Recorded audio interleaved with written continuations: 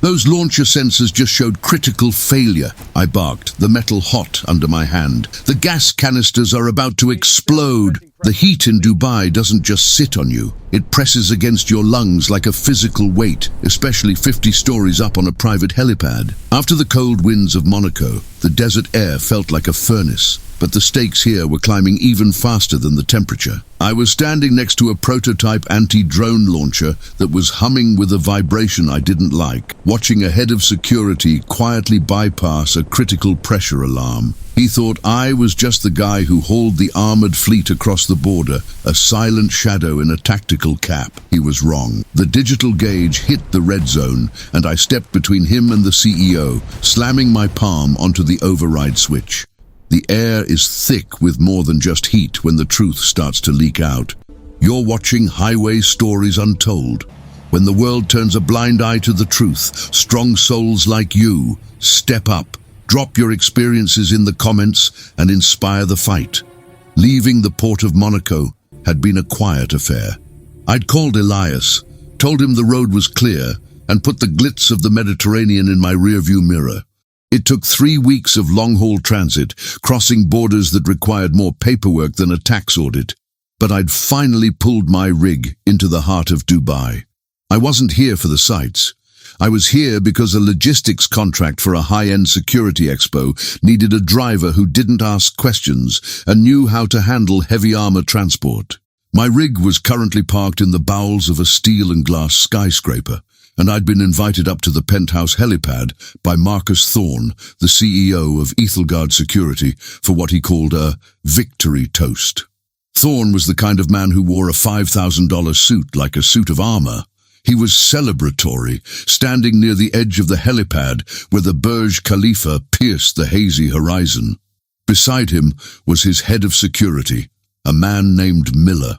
Miller had the look of a guy who had spent too much time in private military contracts and not enough time remembering why he'd joined the service in the first place. He was restless, his eyes darting toward the sleek, matte black canisters mounted on the perimeter of the pad. The AD-7 anti-drone system. "It's a masterpiece, Mercer," Thorne said, gesturing to the launchers. He poured a glass of sparkling water. I don't drink on the job, and he knew it. Compressed gas propulsion. No explosives, no heat signature. It knocks a drone out of the sky with a physical slug of air. We're signing the primary distribution contract with the ministry in 20 minutes. You delivered the display units perfectly. I nodded, keeping my hands in my pockets. My instincts, honed from years in military intelligence and a decade behind the wheel of a heavy rig, were humming. I wasn't looking at the view. I was looking at the AD-7 unit closest to us. There was a faint, high-pitched whistle coming from the manifold. It was the sound of gas under extreme atmospheric pressure looking for a way out. I walked over to the system, my boots crunching on the pristine helipad surface. I'm a trucker. I live by gauges, air brakes, oil pressure, tire tension. If the needles aren't right, the machine is a coffin. The digital interface on the AD-7 was flickering. "Something's off with the pressure regulation on Unit 4, Mr. Thorne," I said quietly. Miller stepped in immediately, his body language aggressive, trying to edge me away from the console. "The system is fine, Mercer. It's just the heat expansion. We've accounted for the desert floor-to-rooftop delta. Go back to your drink." I didn't move. I've stood my ground against highway pirates in the Andes and crooked way station thugs in the south. A guy in a tactical vest wasn't going to move me. I watched Miller's hands. He wasn't checking the diagnostics. He was entering a bypass code. He was silencing the warning chimes. "You're overriding the safety sensors," I stated. My voice was calm, but it had that edge that usually makes people stop and think. If those canisters reach critical PSI in this direct sun, the seals won't just leak, they'll shatter. You've got 300 pounds of compressed gas in a carbon fiber shell. That's a directional mine, Miller. Thorne looked between us, his brow furrowing. "Miller? What is he talking about?" "He's a driver, sir," Miller spat, his face flushing. "He's used to checking tire pressure on a semi. This is aerospace engineering. The sensors are oversensitive because of the humidity.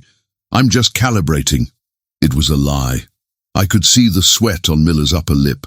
This wasn't about calibration, it was about the signature. The ministry officials were coming up the elevator in minutes. If the system showed a fault during the demonstration, the multi-million-dollar contract would vanish. They were willing to risk an explosion to keep the sale alive. I looked at the gauge one more time. The pressure was climbing. 4,500 psi, 4,600. The structural limit was likely 5,000. "Thorne," I said, stepping closer to the CEO, "I didn't just haul your gear. I've seen what happens when high-pressure systems fail in the field. This isn't a glitch. Your hardware is failing. If you sign that contract and that thing blows, you aren't just losing money, you're losing lives." Miller moved then, reaching for my arm to escort me away. I didn't wait for him to make contact. I pivoted, a move from my days as a major that my body remembered better than my mind did, and I stepped into his space. I reached past him and slammed the emergency vent toggle on the console. The machine screamed. A plume of white vapor hissed out of the side vent, but it was choked. The vent was blocked, likely by the very upgrades Miller had installed to make the units look sleeker for the expo.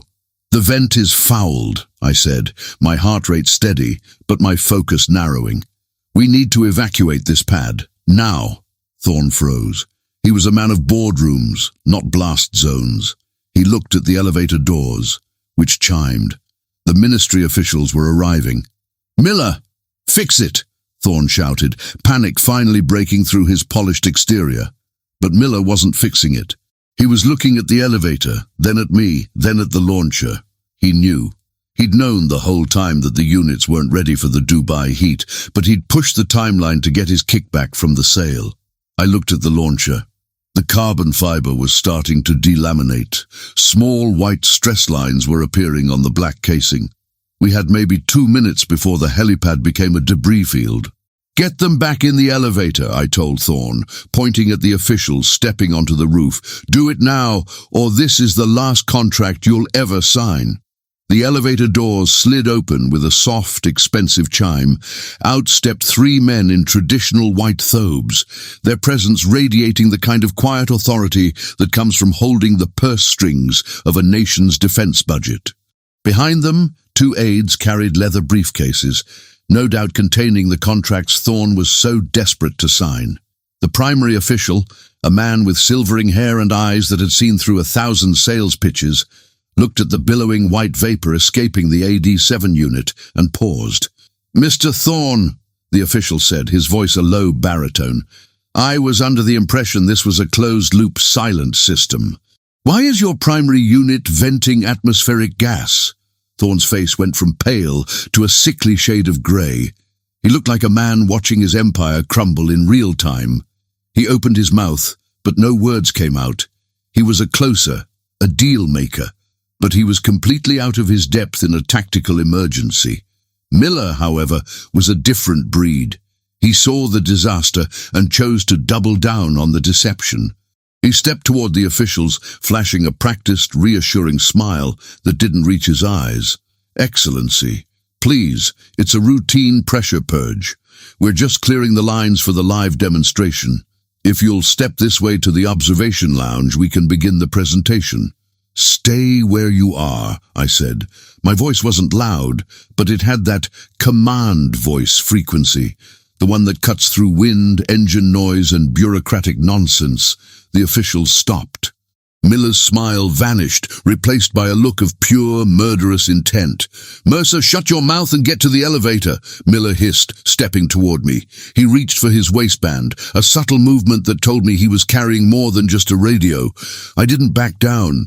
I've stood on loading docks in the middle of the night, facing down 3 guys with tire irons. One security chief in a tailored tactical vest wasn't going to make me blink. I pointed at the AD-7 unit. The high-pitched whistling had changed. It was now a low-frequency thrum, a vibration you could feel in your teeth. "That thrumming?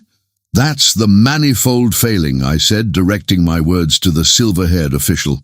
"I'm Jack Mercer. I hauled these units from the port. I've spent 20 years maintaining high-pressure pneumatic systems on heavy-duty rigs. That canister isn't purging, it's bulging. The carbon fiber weave is snapping one thread at a time." When it goes, it's going to take out this entire corner of the helipad. The official looked at me, then at the machine, then at Miller. He was a smart man. He could see the stress lines I'd pointed out, the faint white streaks appearing on the black surface of the launcher. "Miller, what is he talking about?" Thorne finally found his voice, though it was an octave higher than usual. "He's a disgruntled contractor, sir," Miller shouted, losing his cool. "He's trying to shake us down for more money on the transport fee. Security, remove him." Two of Miller's men, who had been standing by the stairwell, started toward me. They were big, well-trained, and looked like they enjoyed their work. I shifted my weight, my boots finding purchase on the textured surface of the pad. I didn't want to fight, but I wasn't going to let them ignore the ticking clock. "You touch me," I said, my eyes locked on the first guard, "and you'll be doing it while that canister turns into a claymore. Look at the gauge, Miller. Don't look at me. Look at the gauge." Miller glanced back at the console. The pressure reading was flickering near 4,900 psi. The red light wasn't just blinking anymore. It was solid. The internal computer was trying to scream a warning, but Miller's bypass code had silenced the audio. The silence made it worse. It made the danger feel invisible, even though it was right in front of us. The first guard reached for my shoulder. I didn't strike him. I simply grabbed his wrist, used his own momentum to pivot him, and shoved him toward the AD-7. He stumbled, his eyes widening as he saw the visible vibration of the machine. He scrambled back, his bravado evaporating. "It's gonna blow!" the guard yelled, turning and running toward the elevator. That was the crack in the dam. The other guard hesitated, then followed his partner.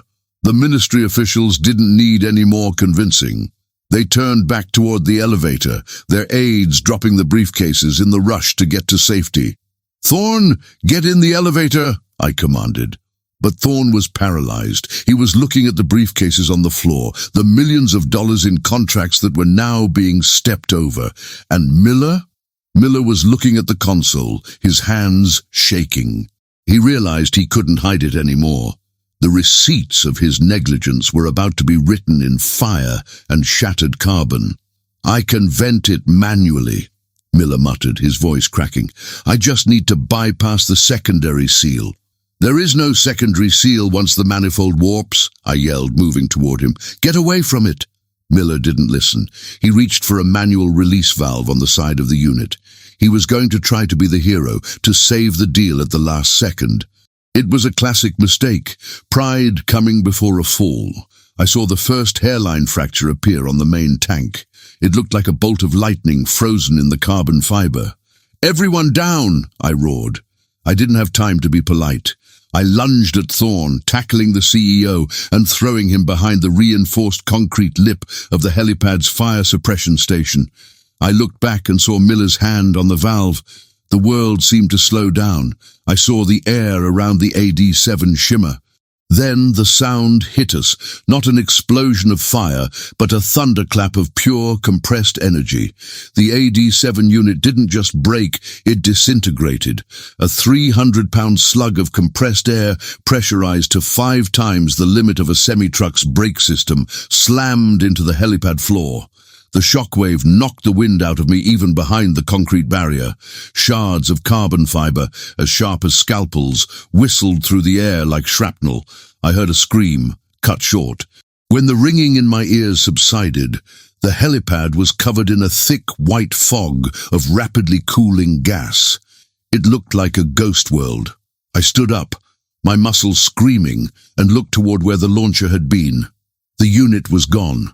Only the metal mounting bracket remained, twisted like a piece of licorice. 10 feet away, Miller was on the ground, clutching his arm, his tactical vest shredded by the blast. He was alive, but he wasn't going to be giving any more security briefings for a long time. The ministry officials were inside the elevator, the doors having closed just before the blast. They were safe, but the deal was dead. Thorne crawled out from behind the barrier, his $5,000 suit ruined, his face covered in grey dust. He looked at the wreckage, then at me. You saved my life," he whispered. "I saved the people on this roof. I corrected him, wiping a streak of oil from my forehead. You just happened to be one of them. Now, let's talk about why your head of security was lying to you about the safety of your own equipment. I walked over to the console, which was miraculously still sparking. I pulled a small data storage drive out of the side port, one I'd seen Miller plug in earlier to run his bypass script. Here's your proof, Thorne, I said, holding up the drive. The digital receipts of exactly how Miller tried to kill us all for a signature. Miller groaned on the floor, looking up at me with a mixture of pain and hatred.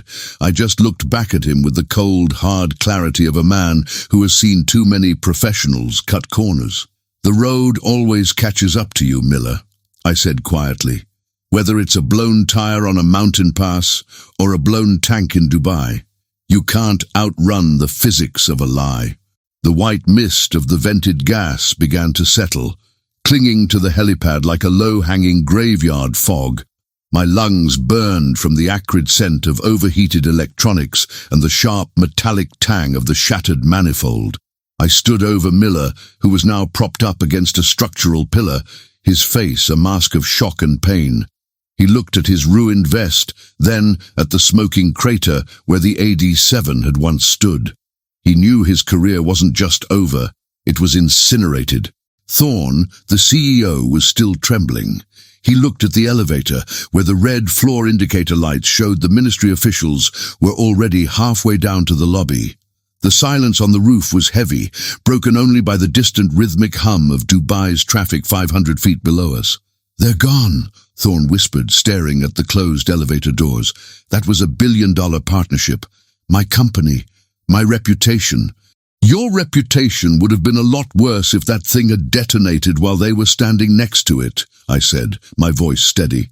I walked over to the shattered remains of the launcher. I didn't care about his profit margins. I cared about the fact that he'd allowed a man like Miller to hold the keys to a lethal system. You're worried about a contract. You should be worried about why your head of security thought he could bypass federal safety protocols on a skyscraper in the middle of a city. I held up the data drive I'd pulled from the console. This was the receipt.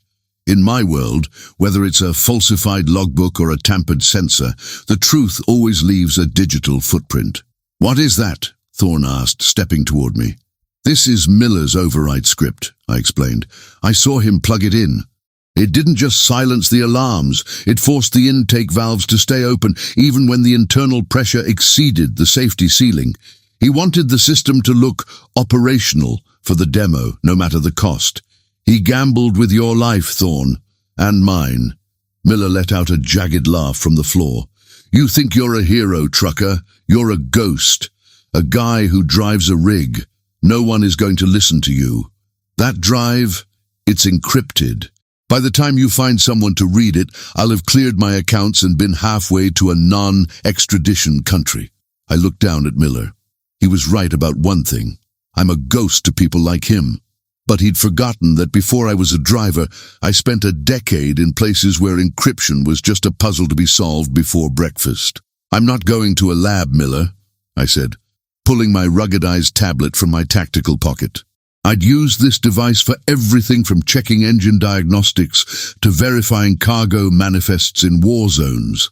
And I'm not waiting for a court date. I knelt down, the heat of the helipad floor seeping through my jeans. I patched the drive into my tablet. Miller's eyes widened. He hadn't expected the transport guy to have a high-speed data interface or the knowledge to bypass a standard security lockout. Thorne, I said, not looking up from the screen, you want to save your company. Call your legal team and call the ministry officials. Tell them to turn around.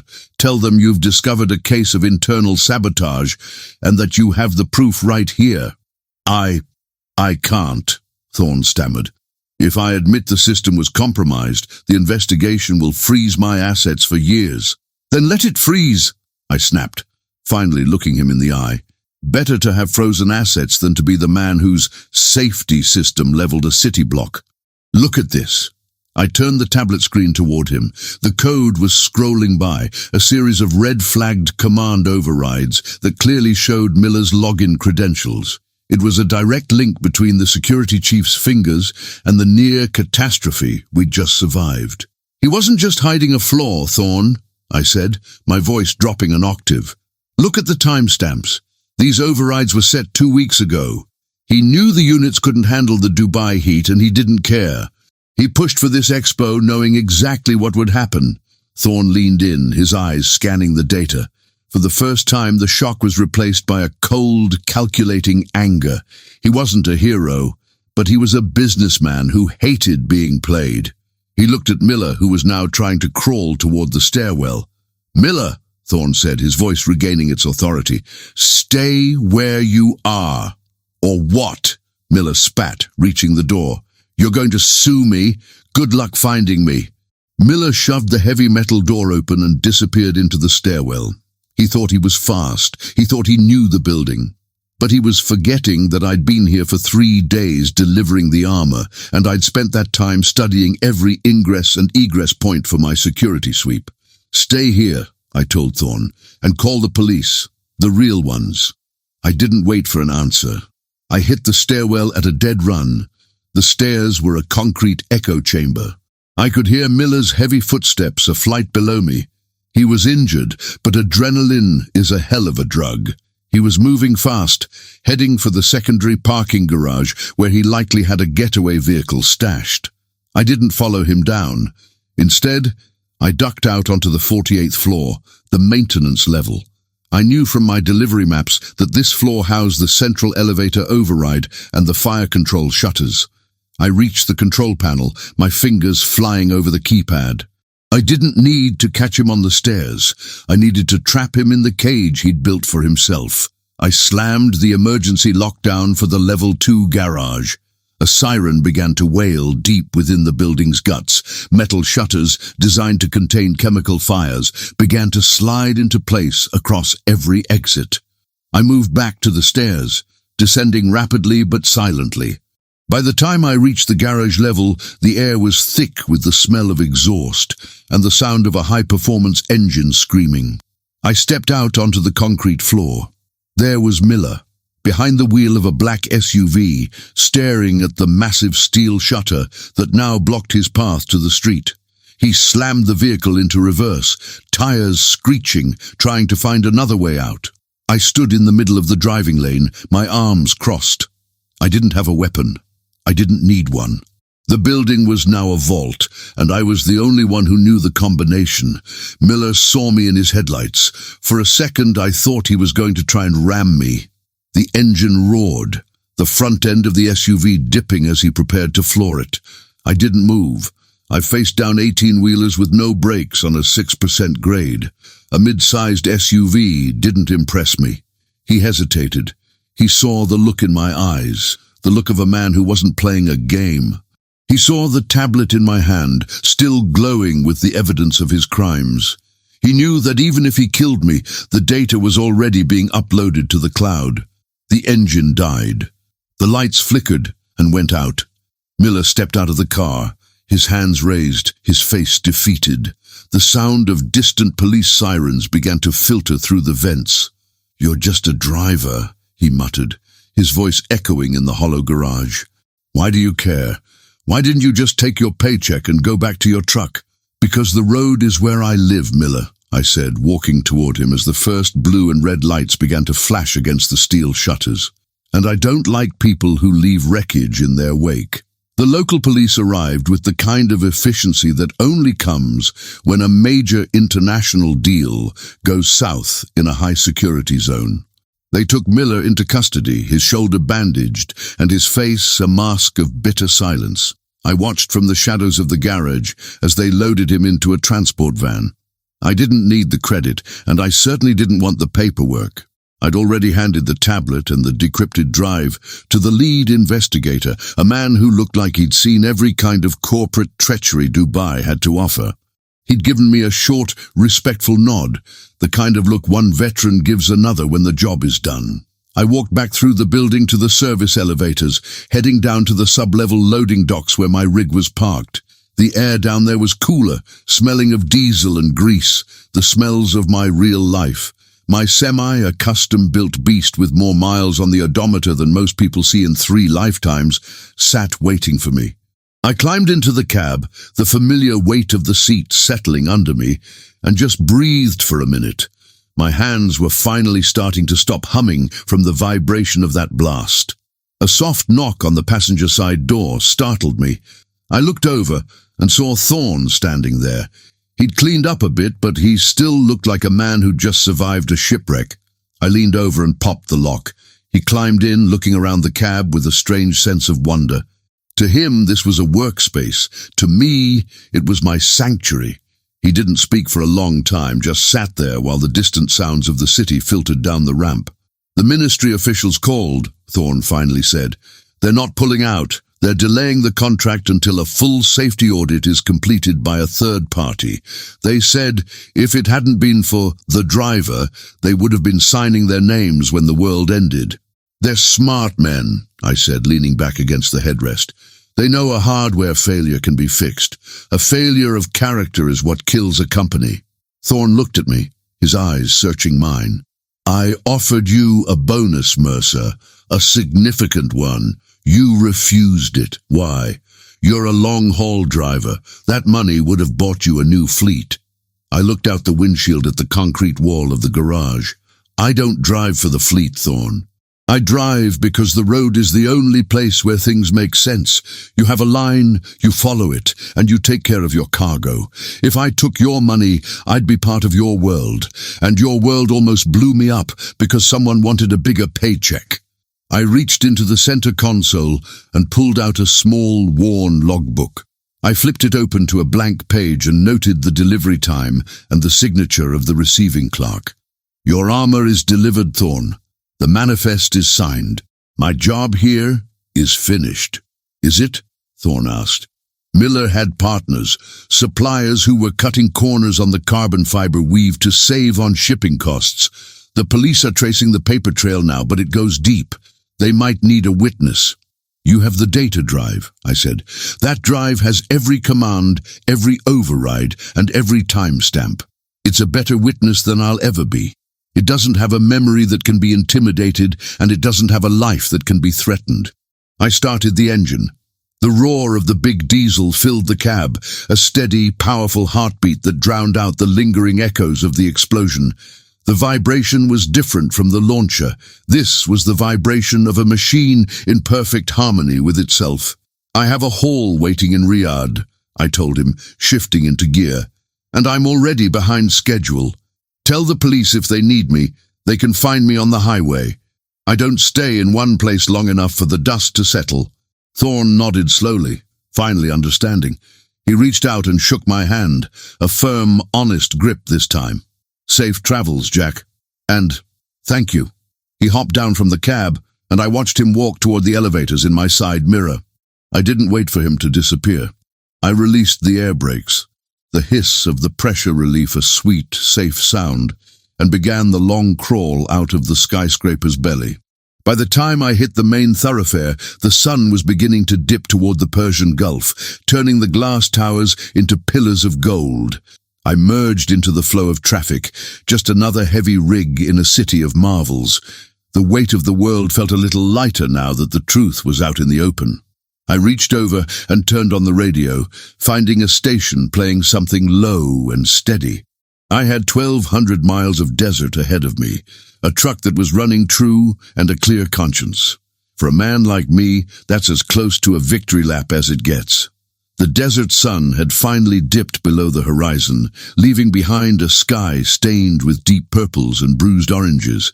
As I pulled my rig into a rest area on the outskirts of the city, the silence of the dunes felt like a physical relief after the high-altitude chaos of the helipad.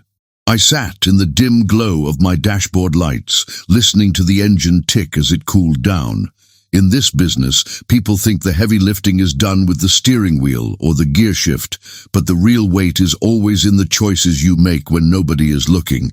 Miller had every advantage, money, influence, and the backing of a corporate titan, but he lacked the one thing that keeps a man upright when the wind starts to howl: integrity.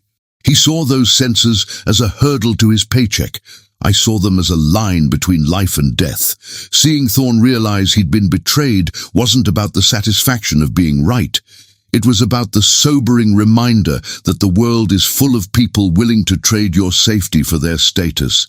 As I watched the distant lights of Dubai flicker against the dark expanse of the sands, I thought about the road ahead. There's a certain peace that comes with knowing you didn't look away. I'm just a guy in a truck, hauling the pieces of other people's lives across the map. But I've learned that the only way to stay on the road is to respect the truth of the machine. If you ignore the warnings, eventually everything explodes. I'll keep my eyes on the gauges and my hands on the wheel, ready for the next haul, knowing that the truth doesn't need a suit or a skyscraper to stand tall. Justice isn't always found in a courtroom. Sometimes it's delivered on a rooftop where the truth finally catches up to the lie. If this story reminded you that some things are worth standing up for, no matter how much pressure is applied, hit that subscribe button and join the convoy. We're building a community here of people who believe in honor, the truth, and looking out for the person in the lane next to you. Drop a gauge in the comments if you've ever had to face down a ghost of your own and rise above the wreckage. And if you want, tell us about it. It's an honor to have you riding. I'll see you on the next haul. Stay safe out there.